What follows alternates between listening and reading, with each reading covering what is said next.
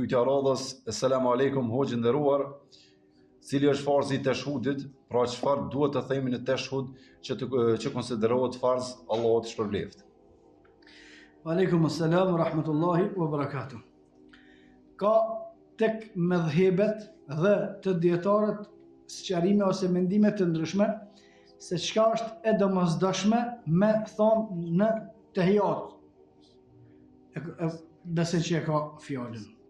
Sa është teksti më i shkurti edhe sa është detyrimi me thonë që më konë tehijat në rregull.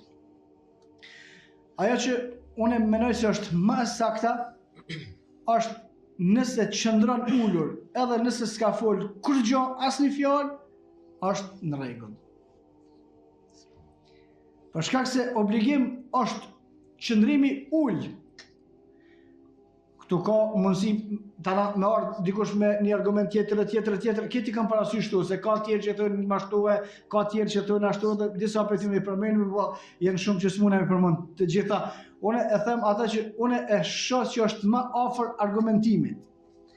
Nëse rrin tehijat, në rekatën e dytë, që është namazi me 2 rekate, i sabat, vetëm ulja, qëndrimi, një moment, edhe jep selam, namazi është në rregull. Pse është namazi në rregull? Për shkak se kjo ka bë uljen, e ka krye qëndrimin ulur, i cili është kusht. Pastaj disa kanë thonë është detyrë me lexue at-tahiyatu lillahi was-salawatu wat-tayyibatu as-salamu 'ala an-nabiyyi, mas vdekjes pejgamberit sallallahu alaihi wasallam derisa ka qenë gjallë as-salamu, çish është?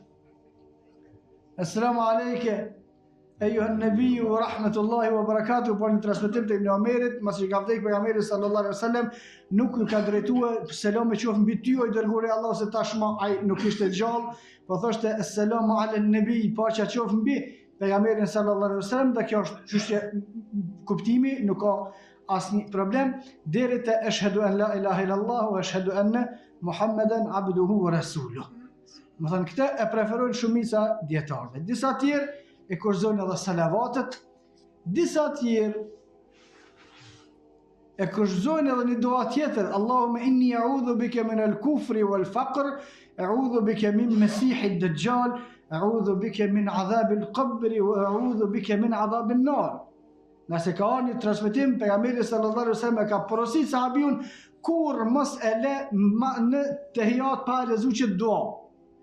Disa pastaj kanë komentuar se është obligative, por ajo që duket më afër argumentimit për shkak të haditheve të tjera të grumbulluara është obligative, është qëndrimi, pastaj tjetra është sa të mundet me lexue, unë të paktën deri te ashhadu an la ilaha illallah wa ashhadu anna Muhammeden abduhu wa rasuluhu, kisha këshilluar kërkosh mos me lën më pak se sa që kaq.